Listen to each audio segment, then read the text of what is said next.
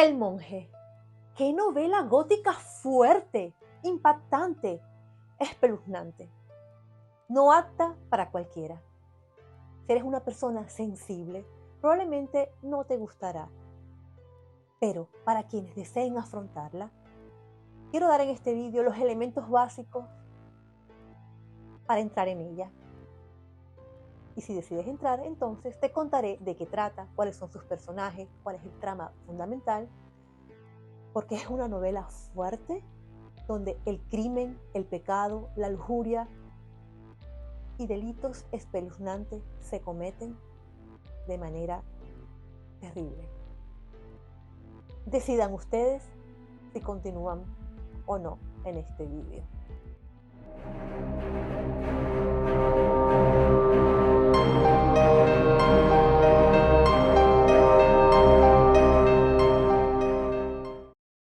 Esta novela gótica fue escrita por Matthew Gregory Lewis y publicada en Inglaterra en el 1796. Él escogió como ambientación para estos hechos la ciudad de Madrid, la capital de España, aunque algunos episodios son narrados en la ciudad europea de Estrasburgo y otros en un castillo de Alemania, el propio castillo misterioso típico de la novela gótica.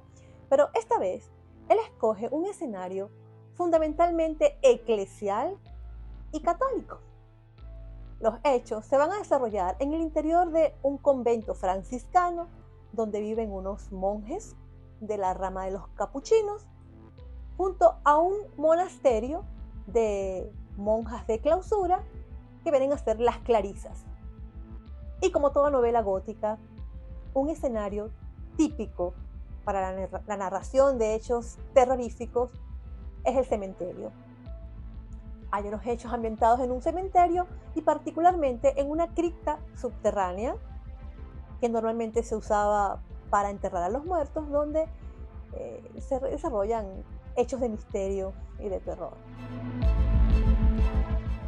Este libro tiene una trama central, principal, y diversas historias secundarias con otros personajes. Yo voy a referir ahora simplemente los personajes más importantes, de manera de hacerles una idea de los principales tips de esta novela, en modo de motivarlos a ir a leerla. Aquí tenemos dos parejas de enamorados. Tenemos a Lorenzo de Medina, un noble enamorado de Antonia, una jovencita, inocente, indefensa. Y tenemos también la pareja de Raimundo de las Cisternas, también un joven noble de apellido, de alcurnia, enamorado de Inés de Medina, pero que tampoco puede consolidar su amor. Son dos parejas de amores frustrados que luchan y parecen no poder contra un mundo de adversidades más fuertes que ellos para poder lograr su unión. Pero señores, esta no es para nada una novela romántica ni de amor, aunque el amor está presente, a veces de manera terrible. Es una novela, yo diría, de terror, de miedo, donde ocurren hechos terribles, muy lejos del romanticismo infantil. Tenemos como principal personaje acá el monje Ambrosio. Terrible, porque es un monje que al inicio aparece como un santo y que luego se convierte en el villano de la historia, en el monstruo.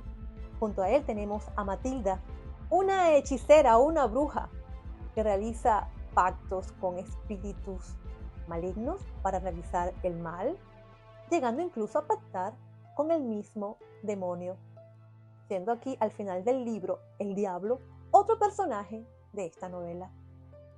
Tenemos también una madre superiora, la superiora de las hermanas Clarisa, terrible, porque no es solamente una monja severa, disciplinada, no, es una mujer cruel y criminal que realiza delitos increíbles, haciendo esta una verdadera novela de miedo y casi de terror.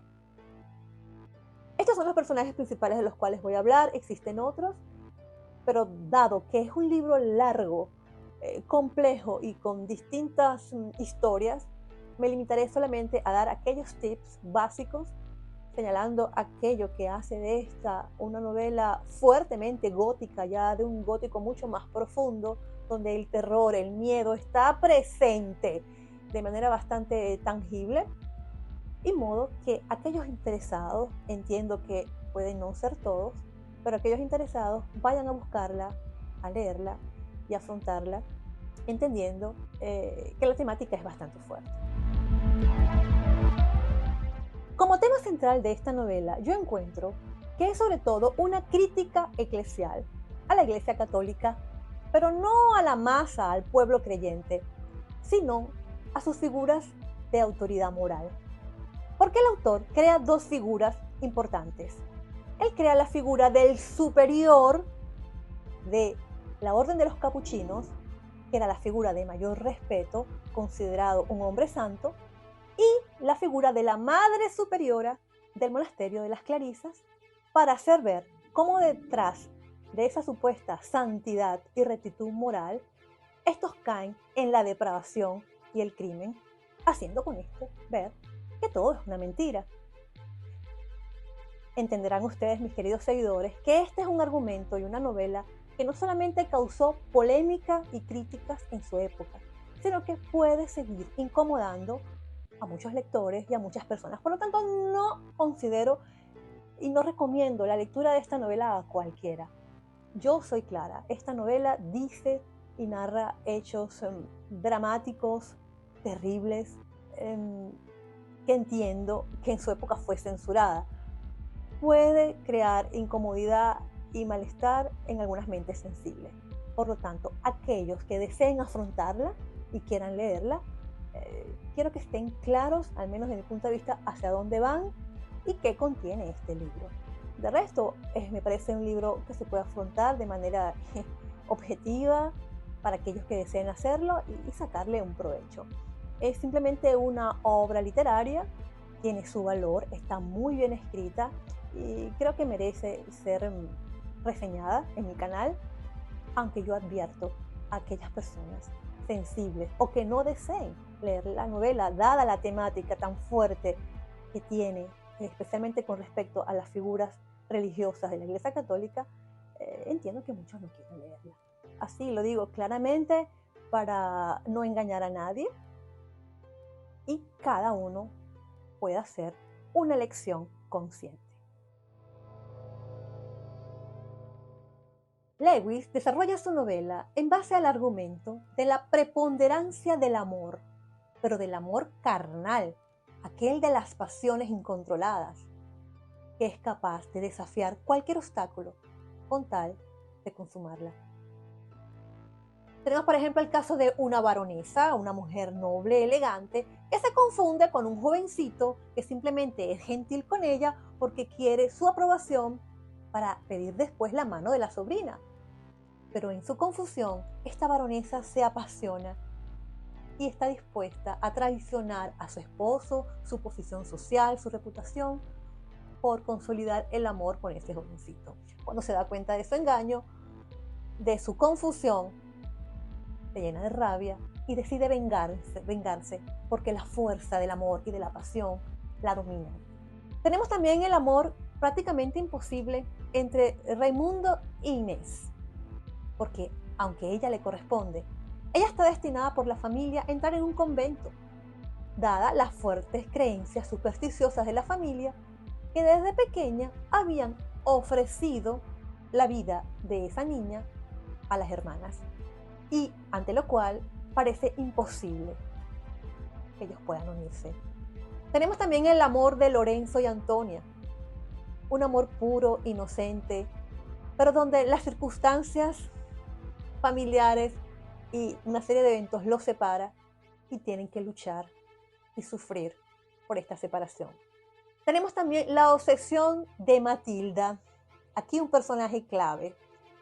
Ella se obsesiona por el monje y se obsesiona tanto que lleva a cometer hechos absurdos, hechos de locura, donde pone en peligro su propia seguridad por acercarse a él, pasando por encima de los obstáculos del convento, del hecho de que el señor vive enclaustrado en un convento y que no sale, y es capaz de todo por conseguir seducirlo y unirse a él.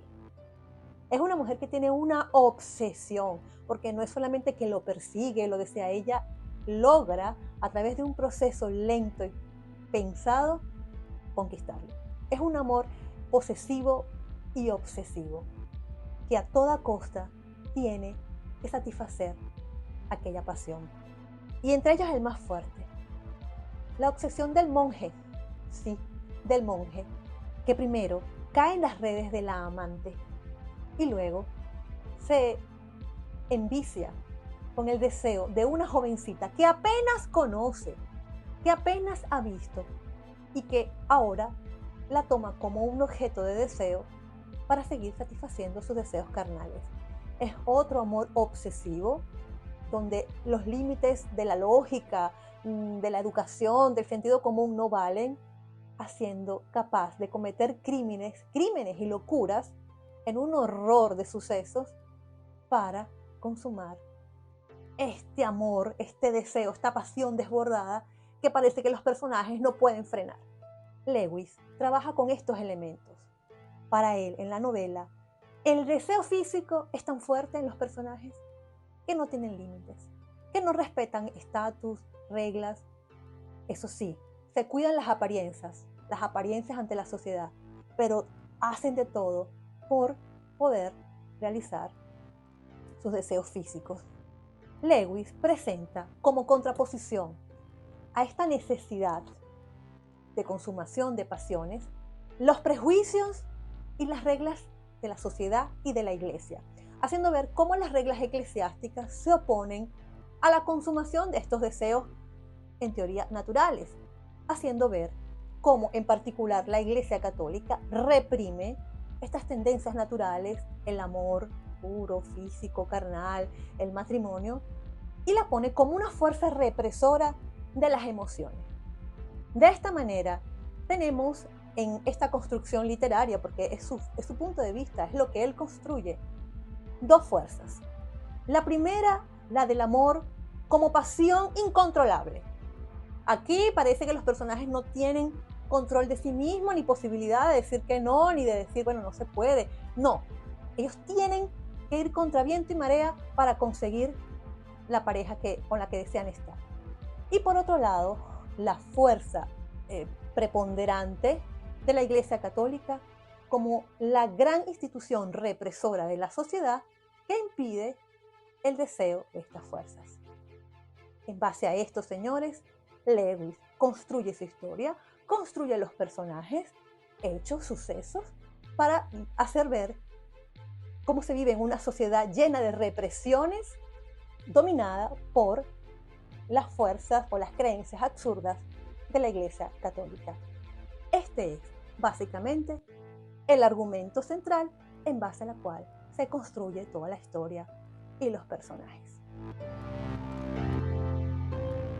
Como toda novela gótica, no podían faltar los elementos sobrenaturales de miedo que Lewis, el autor, introduce a lo largo de la historia. Yo aquí me voy a ayudar con una lista escrita que yo hice durante la lectura para irlos identificando y que tengo aquí a continuación. Aparece al inicio un sueño profético de uno de los personajes donde él ya prevé, como en una pesadilla, que la mujer que ama viene atacada por un monstruo que le impide casarse con ella. Es un sueño profético que efectivamente se cumple. Aparece también la adivinación de una gitana que lee la mano de dos de los personajes y anuncia las desgracias que van a vivir. Cosas que realmente se cumplen. Y no podían faltar la presencia de espíritus. El primer fantasma de esta historia es aquel de una monja sangrienta. Es el fantasma de la monja sangrienta que aparece en el interior de un castillo, el castillo de Lindenburg, donde en este momento de la trama se traslada la historia, un castillo antiguo que se encuentra en Alemania, típico ambiente de la novela gótica, donde los personajes cuentan el temor que tienen ante esta aparición que los atormenta. Al inicio esto viene narrado como una especie de mm, de folclore, de tradición de la familia, y yo empecé a sospechar que podía ser simplemente una superstición, una historia que se contaba. No, efectivamente después este personaje aparece, interfiere en la historia y cambia también la suerte de algunos de los personajes. Viene a ser una presencia real. Se trata de una monja que aparece en las noches con un hábito manchado de sangre y que tiene en una de las manos una lámpara. En esa época la gente se iluminaba con velas y en la otra un cuchillo que, según cuentan los personajes, al inicio atormenta a los habitantes del castillo con gritos, maldiciones, mezclados con momentos de oración, hasta que un exorcista logra interactuar con ella y calmarla. Este es un elemento, sí, de miedo, típico del gótico, del cual se hace toda una historia. Después aparece la presencia de un personaje misterioso, un hombre extranjero que es un inmortal. La muerte no lo puede afectar y él está destinado a vagar por el mundo imposibilitado de hacer amigos. Tiene un aspecto tenebroso, imponente y no podía permanecer en un mismo lugar por más de 15 días.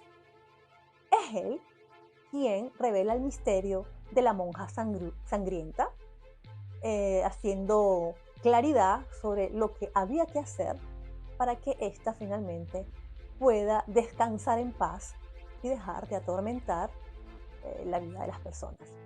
Tenemos también unas partes divertidas donde uno de los personajes, Teodoro, es poeta, músico y canta unas baladas folclóricas. Aquí se habla de una balada danesa de Dinamarca, donde él a través de su canción cuenta el folclore de esa región, que habla de brujas, de demonios, trasgos y duendes de los bosques que terrorizan a la gente. En este caso es una referencia, es una balada folclórica y aunque no son personajes que aparecen, sino que son referidos más como un folclore de esta región, tiene también su belleza y las personas que lo escuchan viven el miedo de creer o de pensar que estas fuerzas, estos demonios de los bosques en aquella región realmente aterrorizan a las personas. Después tenemos otro fantasma real, la de una madre asesinada que aparece en forma de fantasma a su hija anunciándole que ella también morirá en los próximos días. Y a consecuencia de esto aparecen también los terrores y supersticiones de la dueña de esa casa, que al saber de la aparición de este fantasma expresa una cantidad de terrores y miedo que tenía la gente, creyendo que al llamar a un religioso que use el agua bendita, la bendición, el fantasma tendría que desaparecer. Después tenemos la presencia de una bruja, una hechicera, Matilda, que efectivamente, a través del arte de la brujería, había adquirido el poder de comunicarse y aparentemente de dominar a los demonios. Ella realiza ciertos rituales en una cripta, en un cementerio del monasterio, y realiza actos de hechicería. Aparecen entonces como consecuencia, aunque de manera más referencial, la presencia de espíritus de naturaleza maligna que le informan, actúan como espías, informándole lo que va a suceder y lo que están haciendo aquellas personas sobre las cuales ella quiere influir y hacerles el mal. Tenemos también la presencia de un espejo embrujado, una especie de espejo mágico embrujado mediante la hechicería, que tiene el poder de mostrar en la imagen del espejo lo que está haciendo en aquel momento una determinada persona sobre la cual se quiere saber. Y por último, en mi lista aparece el mismo demonio, el diablo, que aparece hacia el final de esta historia y que propone la presencia de un pacto con él a través de un documento firmado, un documento legal que hay que firmarle, en el cual la persona debe vender su alma al demonio sin ningún derecho a cambio. Por eso era importante de la firma, a cambio de ciertos favores que el diablo le daba a estas personas. Estos son los elementos, digamos, de naturaleza mágica, sobrenatural, que a través de la historia construyen este ambiente sobrenatural típico del gótico en esta novela.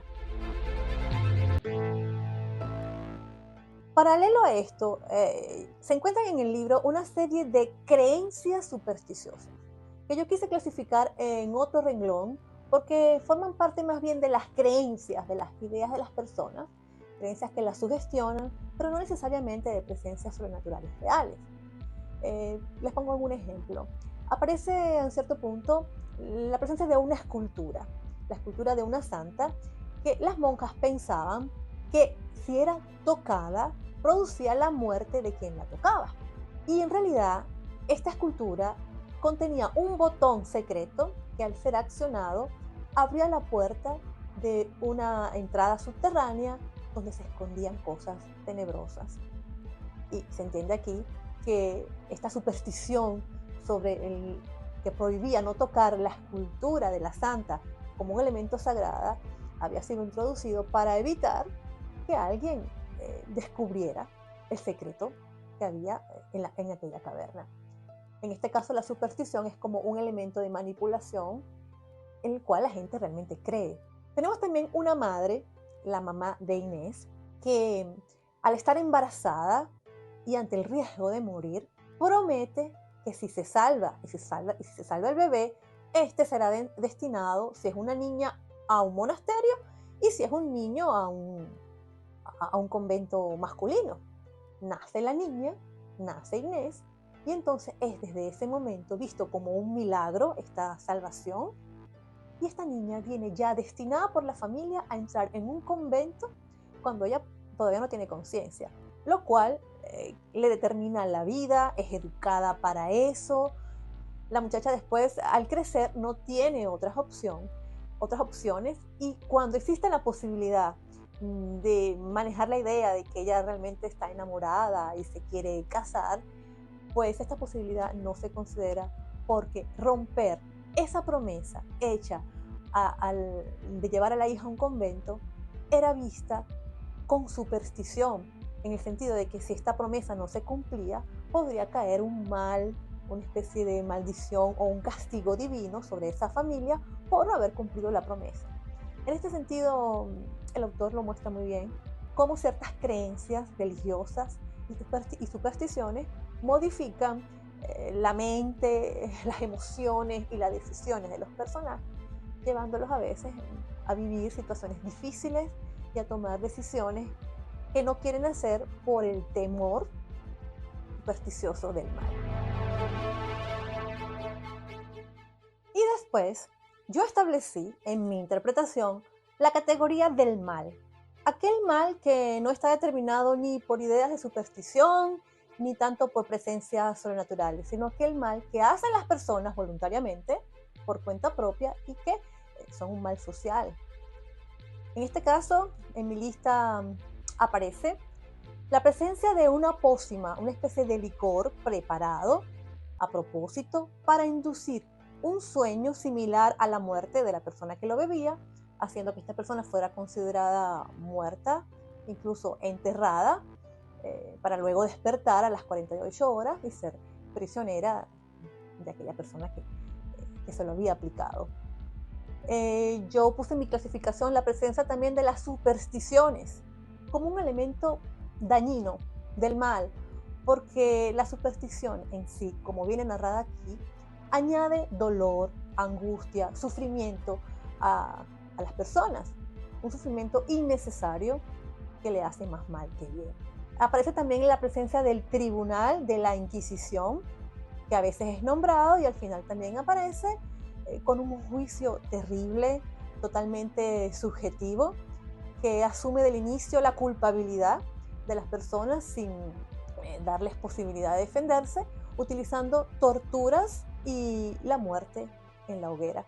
Tenemos también la presencia de una monja superiora que miente, que ejerce una autoridad aterradora para infundir respeto, pero que tiene realmente una personalidad cruel, llegando a abusos exagerados dentro del monasterio, especialmente aquellas monjas que infringían normas o que la desobedecían. Para mí es un personaje patológico una monja loca que practica castigos extremos a aquellas monjas que se salen de las reglas.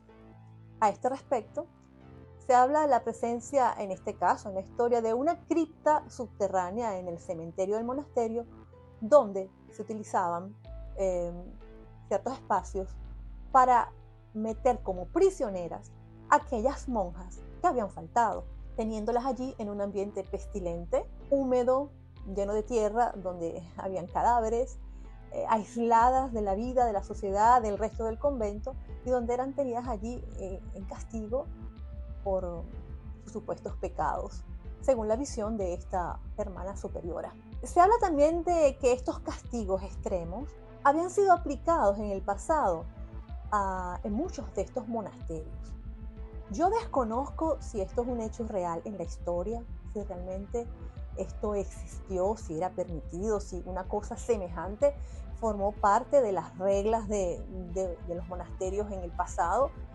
Tendría que consultarlo con personas que sepan. No sé si es un elemento fantasioso que introduce el autor para hacernos sentir más el horror de lo que ha podido suceder en la realidad, o si es una construcción literaria. El hecho es que estos hechos que yo acabo de enumerar existen a todo lo largo de la novela y los clasifico como elementos del mal, de la maldad, porque es un mal no atribuido ni a fuerzas sobrenaturales, ni siquiera a creencias supersticiosas, sino sencillamente a la maldad y a las conductas patológicas, a la locura de los personajes. Esta es una clasificación que hice yo por mí misma, no aparece en ningún otro libro. Fue la forma que yo tuve de caracterizar e identificar los elementos góticos, sea como presencias sobrenaturales reales, las supersticiones como idea y la maldad, que ya es un elemento real de las personas que quieren ejercer. Me quiero permitir ahora hacer algunos comentarios sobre la complejidad psicológica de los personajes que el autor crea. El monje, que es quizás el personaje principal en base al cual se construye el título de la novela, es presentado al inicio como un supuesto hombre santo, lleno de virtudes, que se cree superior y que es vanidoso y orgulloso de haber alcanzado la cumbre espiritual de la perfección. Él llega a creer al inicio del libro, se narra así, que ahora su único deber era controlar y vigilar la correcta conducta de los demás. Esta es la persona que viene a ser tentada y llevada al otro extremo, al extremo del crimen y de la depravación. Pasamos de un hombre santo y correcto, respetado por todos, al criminal sádico en el cual se convierte después al terminar la novela. Y a lo largo de ella, todo el cambio psicológico progresivo que lo va llevando a eso. Un trabajo de una gran complejidad psicológica, porque, repito, no se trata de un monje que tiene una tentación, que comete una falta humana relativamente normal, sino que se convierte en un criminal llegando a cometer actos aborrecibles. En este sentido, el autor lo lleva a los extremos, en una complejidad psicológica que merecería el estudio de un psiquiatra. La madre superiora del monasterio. ¡Wow! Este es uno de los personajes que más me aterró. Es un personaje cruel al extremo, con una personalidad claramente patológica. Primero que nada, se dedica a la cacería de las jovencitas nobles de la ciudad, las hijas de las familias de apellido y de alcurnia, para convencerlas de entrar al convento. Pareciera que en esa época las familias consideraban un honor y un privilegio tener una hija monja o un hijo monje, esperando obtener quizás ciertos beneficios espirituales.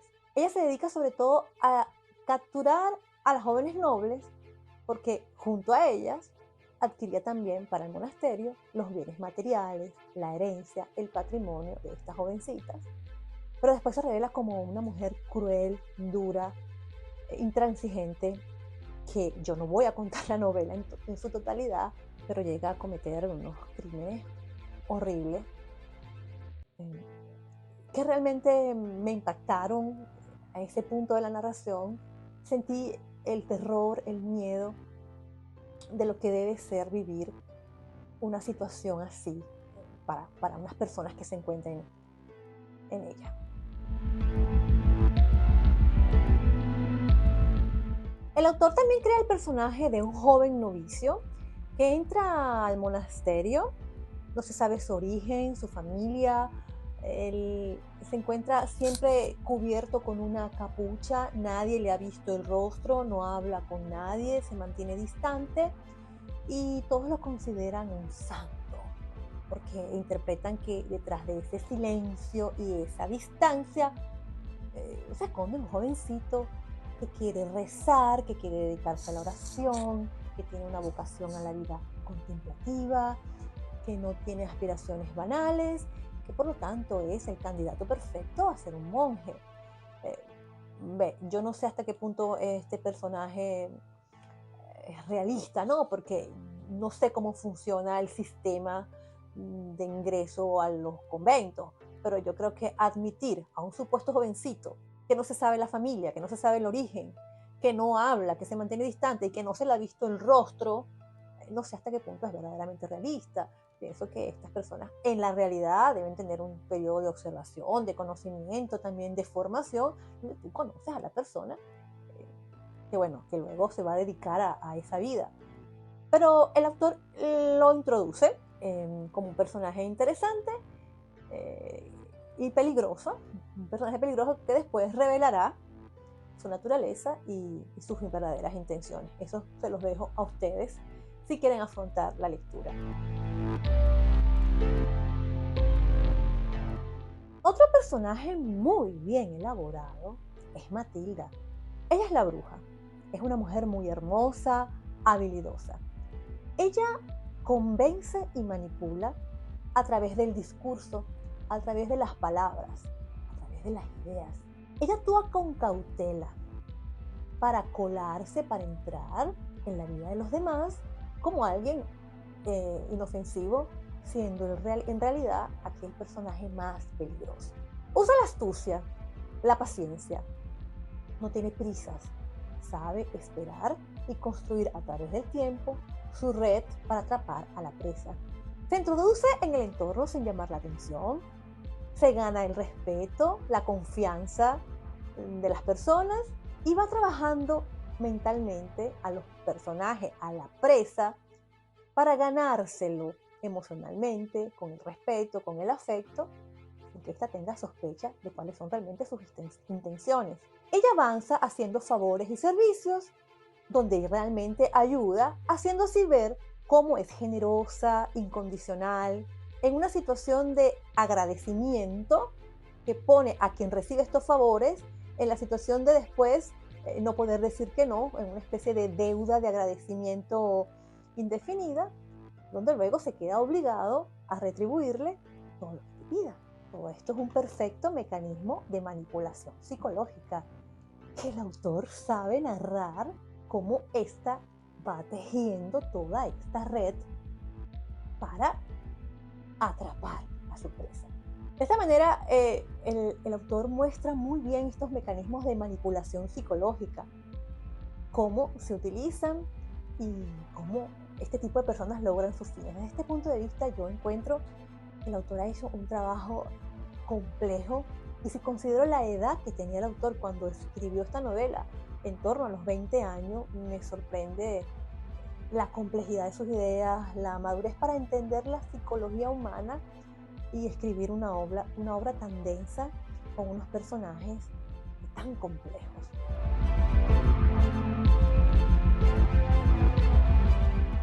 En cuanto al estilo literario del autor, ¿cómo escribe? Bueno, esta es una novela larga y compleja. Hay que tener tiempo para leerla y hay partes bastante densas que hay que tener el tiempo para digerir lo que se está leyendo. Él tiene un estilo literario muy interesante en que atrapa al lector. Algunas veces cuenta una historia dramática, interesante, y cuando llega a la cumbre de los acontecimientos que nosotros como lectores estamos ya ansiosos de saber ahora qué va a pasar, corta el capítulo e inicia otro con otra historia paralela, con otros acontecimientos. A este punto, yo como lectora casi que entré en desesperación, porque bueno, ¿y ahora qué va a pasar? Me deja en el aire cuando me ha llevado a esa cumbre de dramatismo y suspenso y no me indica lo que va a pasar. Yo tengo que esperar a leer otra historia, en otro contexto, otros personajes, para esperar el momento cuando se conecta con la historia en la que me ha dejado suspendida. De esta manera, él crea una sensación de suspenso, de espera anhelante, donde yo me veo obligada como lectora a seguir con la historia porque quiero llegar a saber qué pasó con aquello que me estaba contando. Pero no solo eso, es que la nueva historia con la que interrumpe la narración es también interesante, es también dramática, es también terrible, haciéndome, sin darme cuenta, olvidar la otra historia con la cual me dejó en expectativa. Y cuando ya estoy conectada con esta, conectada emocionalmente, ¡plum!, también la corta para continuar con la anterior. De esta manera, mi experiencia lectora fue una especie de saltos emocionales, donde después de vivir con impaciencia, con horror, ¿qué va a pasar? Me quita la historia, me coloca otra que también me atrapa, que también me sorprende, y cuando estoy a punto de ¿qué va a pasar? ¡Pum!, regresamos a la anterior, dejándome de nuevo en el aire. Esto imagino yo que es una técnica que permite que el lector esté conectado al libro de manera continua en una lectura casi de desesperación por tratar de llegar al final para saber qué va a pasar, y donde no se puede soltar el libro porque continuamente te está dando sorpresas y no llega al final. Así fue mi experiencia lectora con este libro, por lo que me hizo estar enganchada allí hasta el final. Además, una historia larga, un libro larguísimo. Realmente yo quería llegar al final, no porque quería tanto terminarlo, sino para saber qué iba a suceder. Después tiene un estilo literario en el cual él juega, manipula con el contraste. Aquí el impacto viene por el contraste dramático de las situaciones. Por ejemplo, primero nos hace ver la supuesta majestuosidad, el orden, la santidad espiritual de los personajes, el ambiente sagrado donde viven estas personas que se dedican a la vida religiosa, para luego llevarnos a la depravación, al otro extremo.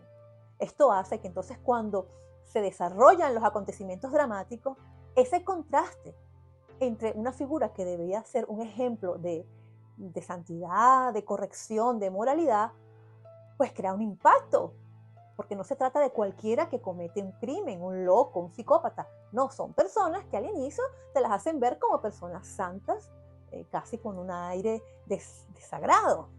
Él juega con este contraste. Entonces pasamos de este contraste, el ambiente sagrado, la perfección de personas, y de repente, ¡pum!, aquellas sorpresas y aquellas cosas terribles que nos sorprenden, causando un impacto en el lector. Esta novela está construida para crear este efecto, a través de los contrastes y a través de los momentos de suspensión, de las sorpresas y de una gradual ascensión hacia hechos cada vez más depravados y realmente fuertes. Cuando él jugó con la parte del fantasma de la monja sangrienta, del personaje misterioso que tenía una maldición de inmortalidad, cuando aparece otro fantasma, en realidad yo no sentí miedo, porque en las novelas góticas, para mí estos personajes son simplemente entretenimiento y diversión, pero al narrar hechos de crueldad, de maldad, donde no tenemos elementos sobrenaturales que justifiquen esos hechos, y son realmente las personas con sus acciones y sus decisiones los que hacen un mal a otro, eso a mí me impacta profundamente. Yo llegué a sentir miedo, indignación, realmente disgusto y un cierto terror al imaginarme la situación de las personas que estaban allí sufriendo. Eran situaciones donde no se necesitaba justificar el mal, la oscuridad de una novela atribuyéndolo a fantasmas, vampiros, apariciones, demonios o hechicería. No, eran las decisiones de las personas conscientes que estaban haciendo mal a otros seres inocentes que estaban cometiendo crímenes. Y para eso no necesitamos esconder justificaciones en supuestas maldiciones o entes sobrenaturales. Esto para mí fue realmente la fuente de miedo y de terror de esta novela, porque me habla de hechos teóricamente posibles, reales, que han podido suceder, donde personas se ven atrapadas, son abusadas, son a veces asesinadas, encerradas y aisladas de la sociedad. Para mí, el terror de esta novela estuvo en esto. Y al final, ¿qué puedo decir de las intenciones del autor? Pienso que él quiso hacer una crítica a la sociedad católica de su época. Él utiliza la figura de dos figuras importantes, un superior de una orden religiosa y una madre superiora, haciendo ver, en el modo que está construida la historia, que estas fueron siempre personas problemáticas, reprimidas, enfermas, y que simplemente cuando llegó el momento de la tentación o de la oportunidad de ejercer un poder aplastante, simplemente lo ejercieron porque en realidad estaban escondiendo estas tendencias o estas debilidades detrás de la máscara de una vida perfecta. Según el autor, estas personas son así. Ahora yo, haciendo una reflexión personal para ver con qué me puedo quedar de constructivo en esta novela, me hice una serie de reflexiones. Primero que nada, una cosa que se puede decir de esta novela es que hace ver el peligro de creer en las apariencias. Cuando idealizamos a una persona sin conocerla bien y le atribuimos poderes de santidad, de perfección, le estamos dando el poder de influir sobre nosotros y de sugestionarnos. No existen en ninguna institución, en ninguna relación, sea familiar, de trabajo, de lo que sea, no existen personas perfectas. Creo que lo sano para la vida de todos es tomar tiempo para conocer bien a las personas, para ir a fondo y conocer también sus errores, sus virtudes, sus defectos, sus cualidades y tener una idea más objetiva y más madura de las personas con las que nos relacionamos. Yo pienso que esto es una buena conclusión que nos va a permitir ser más objetivos. Es que a veces yo pienso que a veces la idealización de ciertas personas permite al resto tomar una actitud de comodidad. Porque cuando le atribuimos a un individuo la capacidad de saberlo todo, de ser perfecto, de tener siempre las ideas correctas, los demás nos acomodamos y le dejamos a él la responsabilidad de decidir, de hacer, de corregir y de llevar adelante incluso aspectos de nuestra propia vida. En cambio no, tenemos que sí escuchar, pero también decidir, observar, ser críticos y entender que no existen personas perfectas, que todos nos equivocamos, tenemos virtudes y defectos y esta es la realidad de la vida. En fin, es una novela fuerte, con un contenido denso, largo, que hay que digerir bien. Yo sinceramente pienso que no es una novela que le va a gustar a todo el mundo y obviamente por ser un tema tan polémico, esto puede generar distintos puntos de vista.